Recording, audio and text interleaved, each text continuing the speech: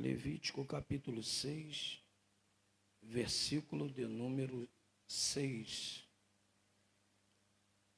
Nós vamos meditar numa palavra rema. Na verdade, eu tive ontem numa vigília e eu citei uma passagem bíblica e houve uma má interpretação de algumas pessoas. No final da vigília, uma pastora me procurou e ela não entendeu, na verdade não ela, algumas irmãs. Na verdade, a falta de conhecimento, às vezes, faz com que o povo interprete a Bíblia de forma errada, né? E assim, eu entendi também que o inimigo ele não quer que você saia com a tua bênção. No final da vigília, no finalzinho, estava a vigília toda indo bem, algo que eu citei, eu falei, eu estou com tanta raiva do diabo, eu falei, eu vou pregar sobre hoje. Vou falar sobre porque acho que há uma necessidade de entendimento. Às vezes o povo não entende o que a Bíblia ela está querendo passar em relação a algumas coisas, amém? Levítico capítulo 6, depois a gente vai lá para Atos 2. Levítico capítulo 6, versículo de número 6. Tem ali.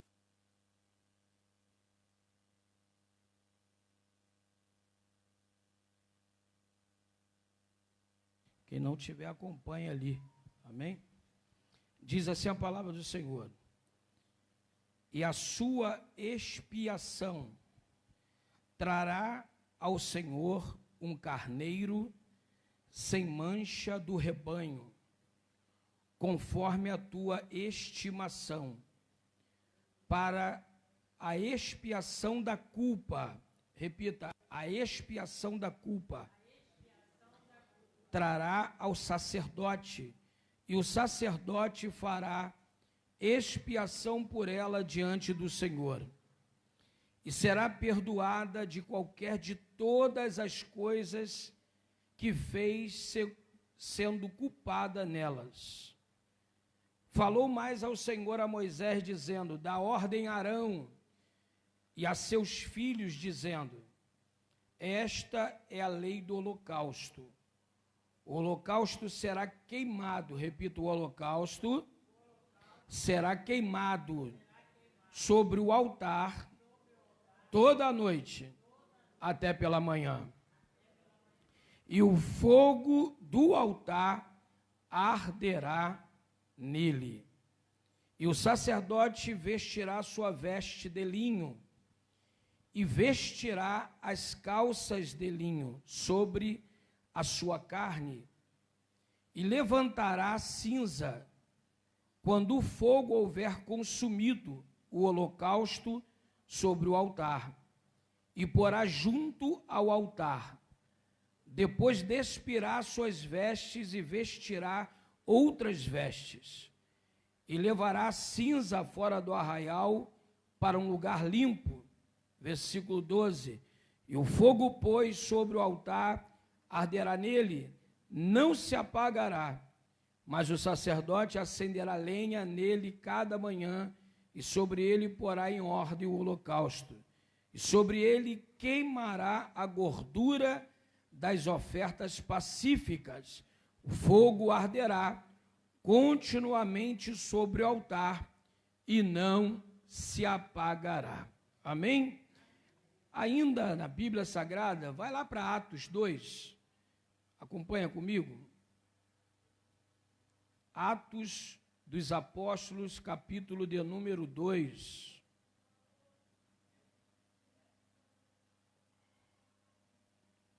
Versículo 1. Atos 2 está aqui, ó, na televisão, tá? Atos 2, versículo 1.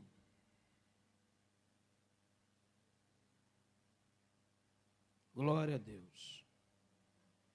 Amém? Cumprindo-se o dia de Pentecostes, estavam todos reunidos no mesmo lugar.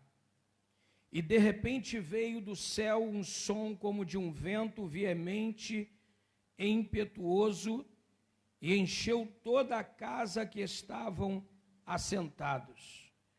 E foram vistas por eles línguas repartidas como de fogo, as quais pousaram sobre cada um deles. E todos foram cheios do Espírito Santo e começaram a falar em outras línguas, conforme o Espírito Santo lhes concedia que falassem. E em Jerusalém estavam habitando judeus, varões religiosos de todas as nações que estão debaixo do céu. Até aqui. Amém? Se quiser deixar a tua Bíblia aberta, em Atos 2, pode deixar. Queridos, nessa noite eu quero falar um pouco sobre o fogo de Deus. Quem nunca ouviu essa expressão bíblica, que Deus é amor, mas também é fogo consumidor. O que será essa palavra consumidor? O que Deus consome ou consome com o seu fogo? O fogo de Deus, ele tem várias vertentes e importâncias na vida do povo dele. Uma delas é o fogo que traz revestimento. O fogo traz purificação. O fogo de Deus santifica. E o fogo de Deus, através de Atos em diante, traz o avivamento com ele. O fogo de Deus, ele é muito importante na vida da igreja. Se nós olharmos o Antigo Testamento, por isso eu abri na lei mosaica, em Levítico capítulo 6, que fala sobre o holocausto. Percebe-se que Deus vai dar uma direção a Moisés para preparar o holocausto. E no Antigo Testamento, antes da vinda de Jesus, para se perdoar pecado da nação de Deus, de Israel, do homem, era necessário sacrifício de animais. Então, logo ali era preparado o animal que era oferecido a Deus, lavado, imolado. O que era imolado? Cortado, preparado em partes. As melhores partes a que Deus recebia, o sumo sacerdote recebia dos sacerdotes e colocava ali sobre o altar de expiação. O que era o altar de expiação? O sangue ali se misturava com o fogo. Ali a parte do animal ficava sobre o altar.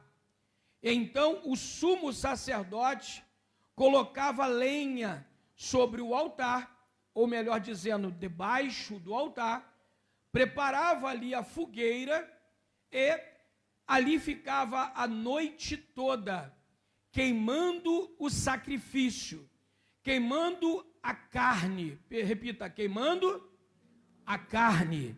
Por isso você ouve falar muito sobre tem que queimar a carne. Por que queimar a carne? Da onde saiu essa expressão no meio da igreja? Quem nunca ouviu falar, varão, tem que queimar a carne. Está queimado. Quem nunca ouviu esse ditado no meio dos pentecostais? Está queimado, irmão. Ou vai queimar a carne, tem que queimar a carne. Por que queimar a carne? Porque o ato de queimar na Bíblia Sagrada, utilizando do fogo no altar, era uma forma de receber o perdão de Yahvé, o perdão de Deus. Então tinha que ter fogo no altar, lenha, porque esse sacerdote todo dia, ele tinha a função de não permitir que o fogo no altar se apagasse. Voltando um pouco, se você for no livro de 1 Samuel, capítulo de número 3, você vai ver a preocupação de Deus com a sua casa. Porque no tempo de Eli, o sumo sacerdote, a Bíblia diz que os seus filhos Ófine e Finéias estavam fazendo o quê? Roubando o sacrifício do altar de Deus. Eles estavam pegando a parte que era de Deus e comendo a parte que era de Deus. Não estava queimando no altar o sacrifício que era devido ao Senhor. E além, estavam se prostituindo. Diz a Bíblia que Ófine e Finéias estavam à porta do templo, deitando-se, não sei como, irmão, mas a Bíblia diz isso. Eu não consigo imaginar, mas a Bíblia diz que Ófine e Finéias estava à porta do templo, deitando-se com mulheres.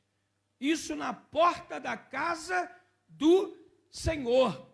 E a Bíblia diz que Deus repugnou, ao ponto que, você conhece a história, houve o desejo de Deus de matar Ófine e Finéias. E Finéias vai morrer. Tanto que quando morre, a Bíblia diz que a sua mulher vai nascer o bebê. O bebê que ela estava grávida de Finéias, e vai colocar o nome da criança de Icapô, que significa foi-se a glória de Deus. E escute o que eu vou lhe falar, repita: a glória de Deus. A glória de Deus significa o fogo do Senhor, a cor de âmbar. A glória de Deus tem cor. A glória de Deus é o fogo do Senhor. E o fogo de Deus é diferente do fogo natural. O fogo de Deus é um fogo sobrenatural, que é prova. A Bíblia diz que quando Deus, ele vai ter um encontro com Moisés em cima do monte Sinai, a Bíblia diz que quando Moisés passa para orar, algo chama a atenção de Moisés. E o que chama a atenção de Moisés? A cor do fogo. O fogo, a Bíblia diz que no meio de uma sarça ardente, ela queimava, mas não se apagava. Ela queimava, mas não se consumia. O fogo de Deus, ele é permanente. O fogo de Deus tem cor de âmbar. O fogo de Deus é a cor da glória dele. E a Bíblia diz que quando Moisés se virou para olhar, contemplar ali aquele momento que a sarça estava queimando e não se apagava, então o Senhor falou com Moisés: Moisés, não se volte para cá, antes tire a sandália dos vossos pés, porque o lugar que tu pisa porque aonde tem o fogo de Deus, tem purificação, tem santificação. Aonde há a presença do fogo de Deus, a santidade prevalece. Quem está entendendo, diga glória a Deus. Então, estou começando a introduzir para você entender que o fogo de Deus tem uma missão.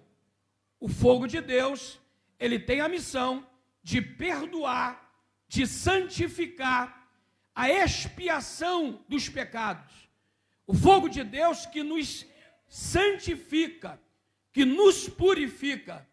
Então, quando eu olho para Levítico, eu vejo uma ordenança de Deus sobre a vida daqueles que eram descendentes da tribo de Levi, que só poderia ser sacerdote quem vinha de linhagem da tribo de Levi. E a Bíblia diz que quando esses sacerdotes pegavam lenha e colocavam na fogueira, perceba que há aqui uma ordem de Deus, que todo dia pela manhã, eles tinham que, quando o fogo estava descendo, apagando, eles tinham que ir lá, colocar lenha para o fogo acender. Porém, querido, é natural, escute o que eu vou lhe falar, é natural o corriqueiro que quem mexe com lenha, quem mexe com fogo, se suja no carvão. Quem entende isso, diga glória a Deus. Quem já fez churrasco aqui, irmão? Eu sou ruim pra caramba para fazer. Mas toda vez que você vai acender o churrasco, o que acontece contigo, querido? Automaticamente se suja a mão com detritos do fogo, que é o carvão, sim ou não? E se você não perceber, não tiver cuidado, tiver com uma roupa limpa, o que acontece, querido? Suja-se a roupa. Então, escute, é natural, trazendo para o espiritual, que o dia a dia, na nossa caminhada com Deus, mesmo nós buscando o fogo de Deus, buscando santidade, nós vamos sujar as nossas vestes espirituais. Por quê? Foi isso que eu falei na vigília, onde eu queria chegar. Porque a Bíblia diz que aquele que diz que não tem pecado já é mentiroso. Meu querido, nós estamos buscando o aperfeiçoamento através do Espírito de Deus. Todos nós que estamos aqui, quem estiver ouvindo essa mensagem, tem defeito. A Bíblia mostra de capa a capa que todos que vieram antes de Jesus falharam. E depois de Jesus também. Não teve um profeta, nem o profeta do fogo, Elias, Eliseu, Moisés, Isaac, Abraão, todos eles pecaram, todos eles erraram diante de Deus. Por isso, Deus do alto houve a necessidade de enviar o seu filho para cumprir aquilo que eu e você e o homem na terra não conseguiu cumprir. Então ele, vendo que nós somos seres de carne e osso, falhamos todos os dias, tinha que vir um que tivesse autoridade e não pecasse para poder cumprir o que se está escrito na Bíblia Sagrada. O quê? Pisar na cabeça da serpente. A nossa maior guerra é com nós mesmos. Temos guerra com Satanás, que é o nosso algoz, e é o nosso opositor. Mas escute o que eu vou lhe falar. A maior batalha travada em nossa vida é conosco, é comigo, é contigo, é entre nós mesmos. Gálatas vai dizer, o apóstolo Paulo, que todo dia, diga todo dia, existe uma batalha entre a tua carne e o teu espírito. A carne inclina para as coisas da carne e o espírito inclina para as coisas que o Espírito Santo nos proporciona, nos induz. Quando a gente busca a Deus, como? Com uma vida de oração, com uma vida de renúncia, com uma vida de devoção, com uma vida buscando santidade, buscando purificação. Ainda assim, escute o que eu vou lhe falar, buscando tudo isso, irmão Daniel, ainda assim nós erramos, ainda assim nós falhamos. Por quê? Porque senão não precisaria de Jesus morrendo na cruz por mim e por você. Nós temos falha, querido. Sabe como eu posso pecar? Na minha ira, quando eu perco o equilíbrio, quando um filho me aborrece, e eu naquele momento de raiva, eu crio no meu coração, deixo uma palavra sair. Quando eu fico magoado com alguém que me agride, e eu coloco um rancor dentro do meu coração, enquanto aquilo não sai de mim, a minha veste está. E é isso que eu falei na vigília. Eu disse que o fogo de Deus é para pecador. Repita, o fogo de Deus é para pecador. O único que não foi batizado nele foi Jesus Cristo de Nazaré. Por que não foi? Porque ele é o verbo. Ele é o cordeiro sem falha. Ele é o cordeiro imaculado, irmão. Ele morreu na cruz do Calvário por mim e por você. Alguém vai dizer, mas Jesus não foi batizado no fogo e no Espírito. Claro, Jesus, dentro da sua natureza divina, dentro da trindade poderosa, Jesus e o Espírito Santo se unem em uma só pessoa, Deus Pai, Filho e Espírito Santo. Tanto é que quando Jesus desce as águas do Jordão, à beira de Betânia, quando João Batista olha e diz: eis aí o Filho de Deus, o Cordeiro Santo, e ele vem até João Batista, ele desce nas águas, a Bíblia diz que o céu se abre, e uma voz do céu vai explanar dizendo: este aí é o meu Filho, a quem eu me comprazo. O céu responde que aquele é o Filho sem pecado, é o Filho que dá prazer ao Pai. Escute o que eu vou lhe falar, queridos. A nossa caminhada é árdua, porque Paulo vai dizer, irmãos, eu disse Paulo, o apóstolo Paulo vai dizer: o mal que eu não quero fazer, esse eu faço, mas o bem que eu quero fazer, não consigo fazer. E o que Paulo está querendo expressar? Ele está querendo expressar que ele luta todo dia contra a natureza carnal dele. A carne fala mais alto. Escuta o que eu vou lhe falar, irmão, olha para mim. Você está pensando que é fácil para mim ficar em cima desse altar? Você acha que é fácil pregar a Bíblia todo dia? Um camarada que saiu da cocaína, que viveu prostituição desde que descobriu que era homem, a vida inteira num lamaçal de pecado, numa podridão, envolvido com tudo que era sujo. De repente Jesus vem me dar um banho no sangue e derrama fogo. Diga: sangue e fogo. Repita com força, diga: sangue e fogo. Sangue e fogo traz purificação e avivamento, que a Bíblia Sagrada, livro de Joel, a Bíblia vai dizer que nos últimos tempos haverá um derramado seu Espírito, e vossos filhos e vossas filhas profetizarão, e os vossos anciãos terão sonhos, visões. E o que ele vai dizer? E haverá coluna, sangue e fogo. Aleluia. Coluna de fumaça e fogo.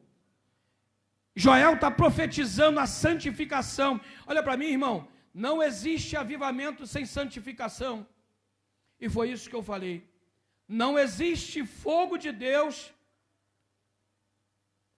sem purificação. Nós buscamos todos os dias. Olha para mim, movimento sem santidade é só barulho. Movimento sem purificação é só mover. Tem gente que se engana porque está na igreja e ele está ali, alaba, e ele roda, ele para lá e para cá, e derruba a cadeira e perde o controle. Já está errado aí. Que o Espírito Santo de Deus não tira a consciência de ninguém. O que tira a consciência e domina é possessão, é demônio, o diabo que manda no ser humano. Ele toma, bota a rédea igual cavalo e faz o que quer. Agora o Espírito Santo não. A Bíblia diz que o Espírito está sujeito ao profeta. Existe uma comunhão do Espírito Santo com o profeta. Então, querido, esse negócio de movimento na igreja, e sacode, cai para lá e para cá, perde o controle, cai por cima de cadeira. Eu já vi no movimento dentro de uma vigília, irmão, a irmã rodando e o outro rodando, a irmã foi com um tapa na cara da outra e pá! A irmã quase rodou 2 metros de altura. Eu falei: meu Deus do céu, cara. Eu falei: o Espírito Santo está dando tapa na cara dos outros agora? Isso não é de Deus, irmão. Isso é emocionalismo. Quando você amadurece diante da palavra de Deus, olha para mim, eu não estou ensinando você a ser descrente. Eu estou dizendo que a maturidade traz equilíbrio. Um dos dons espirituais se chama equilíbrio próprio. Diga: equilíbrio próprio. Não existe avivamento sem razão. Não existe avivamento sem consciência. Alguém entende isso? Diga glória a Deus. E ontem eu ministrei e falei poucas palavras, dizendo, essa vigília, glória a Deus por isso, porque o fogo desce, porque no nosso meio, Deus queima o pecado. Aí algumas irmãs procuraram a pastora e disseram, não gostei que aquele apóstolo falou. Vem lá do não sei de onde para dizer que a gente está rodando no pecado. Eu falei, eu não conheço as irmãs, eu não citei nome. Eu só disse que o fogo de Deus é para pecador. Amém ou não amém, irmão? O fogo de Deus é para mim, que sou pecador, irmão. Todo dia. Que glória a Deus por isso, irmão. Pô, ai de mim, se o fogo de Deus não queimar minha carne, irmão. A minha carne é podre e fala muito mais alto do que o Espírito que está em mim, irmão. Eu tenho que fazer o quê? Ter vida de oração, vim para a igreja, eu estou cansado, estava passando mal hoje, irmão, mas vim para a casa do Senhor, e aí? Aqui no altar, o meu espírito começa a ser renovado, e me fortalece. O fogo de Deus, ele desce para poder purificar você, santificar, te fortalecer.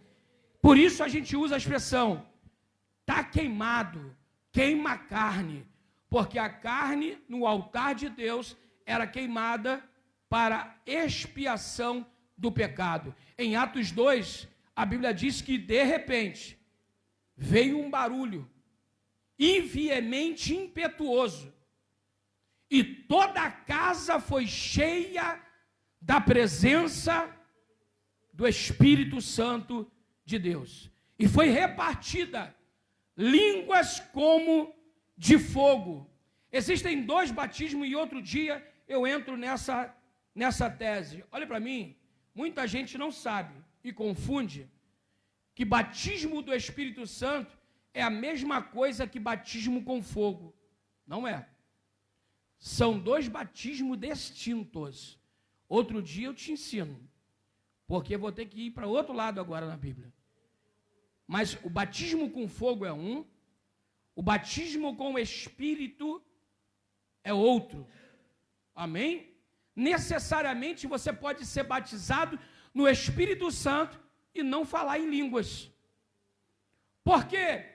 Porque você ainda não recebeu o sinal, o complemento. E olha para mim, querido, quando não há o sinal, escute o que eu vou lhe falar, alguma coisa está impedindo você de viver a plenitude de Deus, mas não é que você não fala em línguas que você está no pecado. Alguém me alcança isso?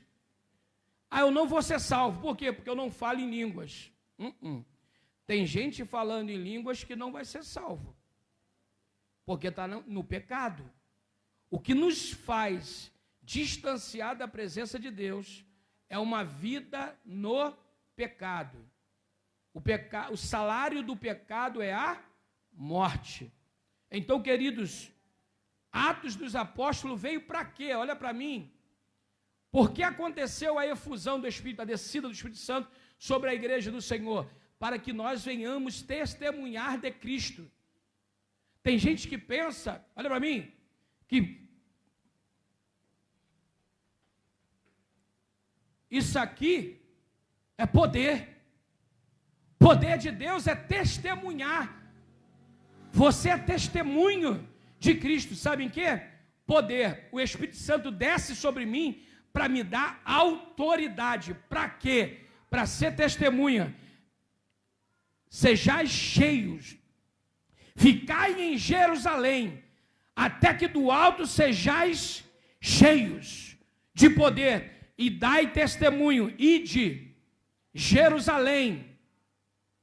Vai falando, Jerusalém, Judeia e até os confins, Samaria e até os confins da terra.